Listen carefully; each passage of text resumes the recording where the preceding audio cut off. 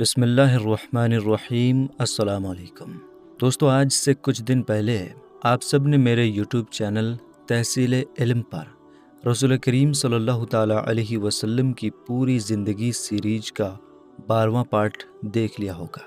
اس کا میں آپ سب لوگوں کا دل سے شکریہ بھی ادا کرتا ہوں۔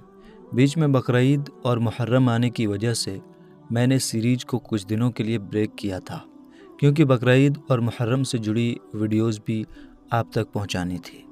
خیر، آج سے انشاءاللہ تعالی ہم اور آپ واپس سے سیریز کی طرف لوٹ رہے ہیں اور پیارے آقا صلی اللہ تعالیٰ علیہ وسلم کی پیاری زندگی کو سنتے ہیں اور اپنا ایمان تازہ کرتے ہیں۔ آپ سب نے آخری پارٹ میں جنگ بدر کے واقعے کو سنا۔ جنگ بدر کے بعد جو واقعہ پیش آتا ہے وہ ہے غزوہ قینقاع۔ چونکہ حضور رحمت عالم صلی اللہ تعالیٰ علیہ وسلم جب مدینہ تشریف لے گئے تو وہاں پر یہودیوں کے 3 بڑے قبیلے تھے، 3 خاندان تھے۔ نمبر 1 بنی نذیر، نمبر 2 بنی قریظہ، نمبر 3 بنی قینقاع۔ بنی قینقاع یہ سب سے زیادہ طاقتور قبیلہ تھا۔ تو جب اللہ کے نبی صلی اللہ تعالیٰ علیہ وسلم مدینہ تشریف لے گئے تو وہاں پر اللہ کے نبی صلی اللہ تعالیٰ علیہ وسلم نے مسلمانوں اور یہودیوں کے بیچ ایک عہد نامہ یعنی ایک بانڈ تیار کیا، جس میں یہ لکھا گیا تھا کہ دونوں آپس میں مل کر رہیں گے، کوئی ایک دوسرے کے خلاف سازش نہیں کریں گے۔ اگر کوئی باہر سے ان دونوں میں سے کسی ایک پر حملہ کرتا ہے تو دوسرا ساتھ دے گا۔ لیکن ان یہودیوں نے اس وعدے کو توڑ دیا اور جنگ بدر کے بعد اللہ کے رسول صلی اللہ تعالیٰ علیہ وسلم کو دھمکیاں دینا شروع کر دیا کہ وہ مکہ کے قریش نادان تھے، تم سے لڑ نہیں پائے، لیکن تمہارے اندر یہ طاقت نہیں ہے کہ ہم یہودیوں سے مقابلہ کر سکو۔ تو اسی وجہ سے جنگ قینقاع کا وجود ہوا۔ مسلمانوں نے سب سے پہلے یہودیوں کے قلعہ کو گھیر لیا۔ کئی دنوں تک یہ قلعہ کے اندر بند رہے۔ مجبوراً ان یہودیوں نے اپنا ہتھیار ڈال دیا۔ اللہ کے رسول اور مسلمانوں نے انہیں مدینہ سے نکال کر شام کی طرف بھیج دیا۔ اس کے بعد غزوہ سویق کا واقعہ پیش آتا ہے۔ تو چونکہ میدان بدر میں قریش کے بڑے بڑے سردار مارے گئے تھے، جن میں ابو جہل بھی تھا، عتبہ اور شیبہ بھی تھا، تو مکہ میں ایک طرح کا ماتم چھایا ہوا تھا اور وہ لوگ بدلہ لینے کے طاق میں تھے۔ تو اسی وجہ سے غزوہ سویق بھی پیش آیا۔ جنگ بدر، غزوہ بنی قینقاع اور غزوہ سویق یہ سب سن 2 ہجری میں پیش آئے، اور سن 2 ہجری ہی میں خاتون جنت شہزادی رسول حضرت فاطمہ زہرا رضی اللہ تعالی عنہا کا فاتح خیبر داماد رسول حضرت علی مرتضیٰ رضی اللہ تعالی عنہ کے ساتھ نکاح ہوا۔ تو میں مناسب سمجھتا ہوں کہ ان کی شادی سے ریلیٹڈ باتیں بتانے سے پہلے کچھ ان کی زندگی کے بارے میں بتاؤں، چونکہ خاتون جنت حضرت فاطمہ زہرا رضی اللہ تعالی عنہا ایک ایسی ہستی کا نام ہے جن سے دنیا کا ہر انسان عقیدت اور محبت رکھتا ہے۔ اس لیے اب یہ جاننا ہمارے لیے ضروری ہے کہ آخر ان سے ہماری یہ عقیدت اور محبت اتنی زیادہ کیوں ہے۔ تو سب سے پہلے یہ جان لیں کہ حضور صلی اللہ تعالیٰ علیہ وسلم کی صحیح روایت کے مطابق 7 اولادیں تھیں، 3 بیٹے اور 4 بیٹیاں، اور بیٹیوں میں سب سے چھوٹی خاتون جنت حضرت فاطمہ زہرا رضی اللہ تعالی عنہا ہیں، جن کے بارے میں اللہ کے نبی صلی اللہ تعالی علیہ وسلم نے فرمایا کہ میری بیٹی فاطمہ جنتی عورتوں کی سردار ہے، جن کی زندگی اتنی پاکیزہ ہے کہ آج تک دنیا کے کسی انسان نے ان کی زندگی میں داغ نہیں لگا پایا، اور ان کی زندگی دنیا کے ہر انسان کے لیے اور خاص کر مسلم عورتوں کے لیے نمونہ عمل ہے۔ ان کا نام فاطمہ ہے۔ اب یہ جاننا ضروری ہے کہ ان کا نام فاطمہ کیوں پڑا۔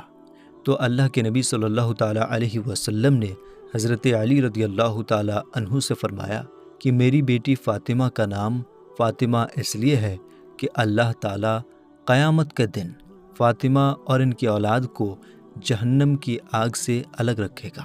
اب یہاں سے ایک بات یہ جاننا ضروری ہے کہ ہمیں اللہ بیٹیاں دے تو ہم بھی اس کا نام فاطمہ رکھیں، تاکہ خاتون جنت فاطمہ زہرا رضی اللہ تعالی عنہا کے صدقے میں وہ ہماری نجات کا ذریعہ بن جائے۔ خاتون جنت حضرت فاطمہ زہرا رضی اللہ تعالی عنہا کے کئی لقب ہیں، ان کا سب سے مشہور لقب زہرا ہے۔ زہرا کا مطلب ہوتا ہے روشن اور چمکدار، اور حضرت فاطمہ کا ظاہر اور باطن دونوں ہی چمکدار اور روشن تھے، اس لیے ان کا ایک لقب فاطمہ زہرا پڑ گیا اور یہی سب سے زیادہ مشہور ہوا۔ دوسرا لقب بطول ہے۔ آپ کا یہ لقب بھی بہت ہی مشہور ہے۔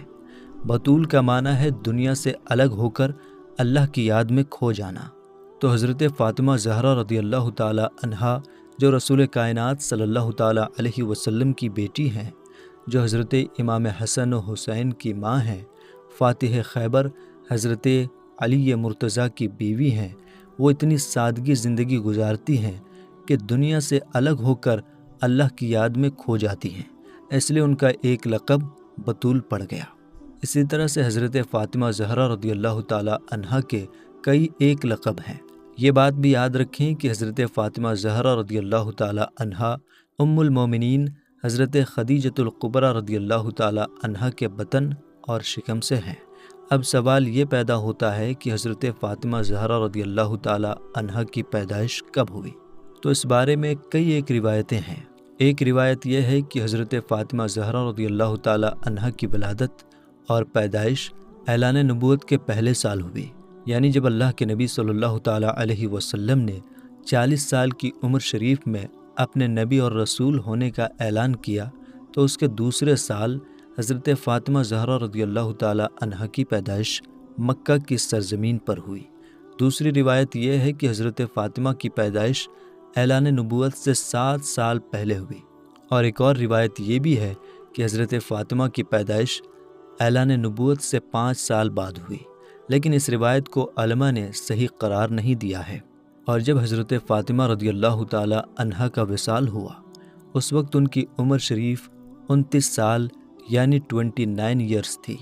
حضرت فاطمہ زہرا رضی اللہ تعالی عنہا وہ ہستی ہیں جو اعلان نبوت کے بعد اپنے والدین یعنی رسول پاک صلی اللہ تعالی علیہ وسلم اور ام المومنین حضرت خدیجۃ الکبریٰ رضی اللہ تعالی عنہا کو سب سے الگ انداز میں عبادت کرتے دیکھ رہی تھی، وضو کرتے اور نماز پڑھتے ہوئے دیکھ رہی تھی۔ پھر وہ ایک دن اپنے گھر میں رہنے والے کم عمر بچے حضرت علی مرتضیٰ کو بھی اس نئی عبادت میں شریک دیکھتی ہیں۔ انہوں نے اپنی ماں سیدہ خدیجۃ الکبریٰ رضی اللہ تعالی عنہا کی زندگی کو اور رسول پاک صلی اللہ تعالی علیہ وسلم کی مقدس زندگی کو بہت قریب سے دیکھا تھا، اور انہوں نے اپنی ماں سیدہ خدیجۃ الکبریٰ رضی اللہ تعالی عنہا اور اپنے والد گرامی رسول پاک صلی اللہ تعالی علیہ وسلم کی مقدس زندگی کو مکمل طور پر اپنایا۔ یہی وجہ ہے کہ حضرت فاطمہ کی شکل و صورت اور عادت و اطوار بھی نبی کریم صلی اللہ تعالی علیہ وسلم سے بہت زیادہ ملتے جلتے تھے۔ ام المومنین حضرت عائشہ رضی اللہ تعالی عنہا فرماتی ہیں کہ میں نے اٹھنے بیٹھنے کے طریقے اور انداز میں فاطمہ سے زیادہ کسی کو رسول پاک صلی اللہ تعالی علیہ وسلم کی طرح نہیں دیکھا۔ اللہ کے رسول صلی اللہ تعالی علیہ وسلم اپنی تمام بیٹیوں سے بے حد محبت کرتے تھے، لیکن حضرت فاطمہ سے حضور کو ایک خاص تعلق تھا، کیونکہ حضرت فاطمہ کا ظاہر اور باطن دونوں تمام بہنوں سے ممتاز تھا۔ اس لیے اللہ کے رسول صلی اللہ تعالی علیہ وسلم حضرت فاطمہ سے خصوصی محبت فرماتے تھے۔ حضرت فاطمہ زہرا نے رسول پاک صلی اللہ تعالی علیہ وسلم کی مکی زندگی کو بھی دیکھا تھا اور مدنی زندگی کو بھی دیکھا تھا، اس لیے قرآن میں عورتوں کے متعلق جو بھی حکم آیا یا رسول پاک صلی اللہ تعالی علیہ وسلم نے جو بھی حکم دیا، حضرت فاطمہ نے سب سے زیادہ اس پر عمل کر کے دنیا کو دکھایا۔ جب حضرت فاطمہ زہرا رضی اللہ تعالی عنہا کی عمر شریف اس قابل ہو گئی کہ ان کی شادی کی جائے، ان کا نکاح کیا جائے، تو نکاح کے لیے بڑے بڑے امیروں اور بادشاہوں کا پیغام آیا، لیکن اللہ کے رسول صلی اللہ تعالی علیہ وسلم نے اپنی بیٹی فاطمہ کے لیے اس پیغام کو قبول نہیں فرمایا۔ اسی بیچ کچھ لوگوں کے مشورے کے بعد حضرت علی مرتضیٰ رضی اللہ تعالی عنہ نے حضور نبی کریم صلی اللہ تعالی علیہ وسلم کے پاس حضرت فاطمہ زہرا رضی اللہ تعالی عنہا سے نکاح کا پیغام بھیجا۔ جب حضرت علی مرتضیٰ رضی اللہ تعالی عنہ نے اپنے لیے نکاح کا پیغام بھیجا تو اللہ کے رسول صلی اللہ تعالی علیہ وسلم نے اس پیغام کو قبول فرما لیا اور سن 2 ہجری میں حضور صلی اللہ تعالیٰ علیہ وسلم کی سب سے پیاری بیٹی حضرت فاطمہ زہرا رضی اللہ تعالیٰ عنہا کی شادی خانہ آبادی حضرت علی فاتح خیبر رضی اللہ تعالیٰ عنہ کے ساتھ ہوئی۔ یہ شادی بہت ہی سادگی کے ساتھ ہوئی۔ حضور صلی اللہ تعالیٰ علیہ وسلم نے حضرت انس رضی اللہ تعالیٰ عنہ کو حکم دیا کہ وہ حضرت ابو بکر صدیق، حضرت عمر، حضرت عثمان، حضرت عبد الرحمن بن عوف اور دوسرے کچھ مہاجرین اور انصار صحابہ رضی اللہ تعالیٰ عنہم اجمعین کو شادی میں آنے کی دعوت دیں۔ چنانچہ جب صحابہ اکرام رضی اللہ تعالیٰ عنہم اجمعین اللہ کے رسول صلی اللہ تعالیٰ علیہ وسلم کی بارگاہ میں جمع ہو گئے تو حضور صلی اللہ تعالیٰ علیہ وسلم نے خطبہ پڑھا اور نکاح پڑھا دیا۔ حضور صلی اللہ تعالیٰ علیہ وسلم نے خاتون جنت حضرت فاطمہ زہرا رضی اللہ تعالیٰ عنہا کو جہیز میں جو سامان دیا اس کی لسٹ یہ ہے: ایک چھوٹا کمبل، ایک معمولی سی چارپائی، چمڑے کا گدا جس میں روئی کی جگہ کھجور کی چھال بھری ہوئی تھی، ایک پانی کا مشکیزہ، آٹا پیسنے کے لیے 2 چکیاں اور مٹی کے 2 گھڑے، یہ جہیز کے سامان تھے۔ حضرت حارثہ بن نعمان انصاری رضی اللہ تعالیٰ عنہ نے اپنا ایک مکان حضور صلی اللہ تعالیٰ علیہ وسلم کو اس لیے نذر کر دیا کہ اس میں حضرت علی اور حضرت فاطمہ رضی اللہ تعالیٰ عنہما رہ سکیں۔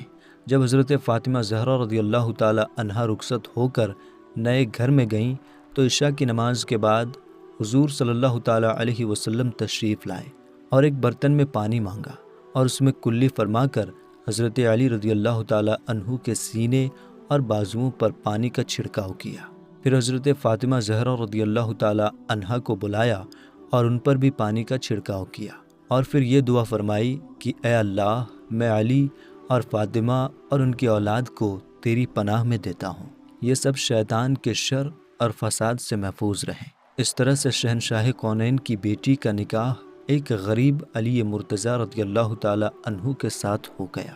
یہاں سے ہمیں یہ سبق لینا ضروری ہے کہ رسول پاک صلی اللہ تعالیٰ علیہ وسلم جو پوری کائنات کے مالک و مختار ہیں، انہوں نے کس طرح سے اپنی بیٹی خاتون جنت فاطمہ زہرا رضی اللہ تعالیٰ عنہا کی شادی سادگی کے ساتھ کیا۔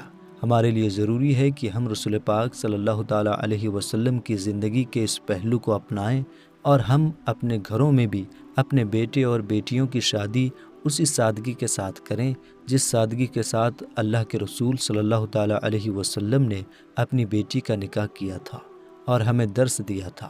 سن 2 ہجری میں اور بھی بہت سارے واقعات پیش آئے۔ اسی سال روزہ اور زکوٰۃ مسلمانوں کے اوپر فرض ہوئے۔ اسی سال حضور صلی اللہ تعالیٰ علیہ وسلم نے عید الفطر کی نماز جماعت کے ساتھ عیدگاہ میں پڑھائی۔ اس سے پہلے عید الفطر کی نماز نہیں ہوتی تھی۔ اسی سال صدقہ فطر کا حکم نازل ہوا اور اسی سال 10 ذی الحجہ کو حضور نبی کریم صلی اللہ تعالیٰ علیہ وسلم نے بقرعید کی نماز پڑھائی اور نماز کے بعد 2 مینڈھوں کی قربانی اللہ کی بارگاہ میں پیش کیا۔ تو میرے دوستو، فی الحال آج کے اس پارٹ میں اتنا ہی۔ ملیں گے انشاءاللہ تعالیٰ پھر اگلے پارٹ میں۔ تب تک کے لیے آپ اپنا اور اپنوں کا خیال رکھیے۔ السلام علیکم، اللہ حافظ۔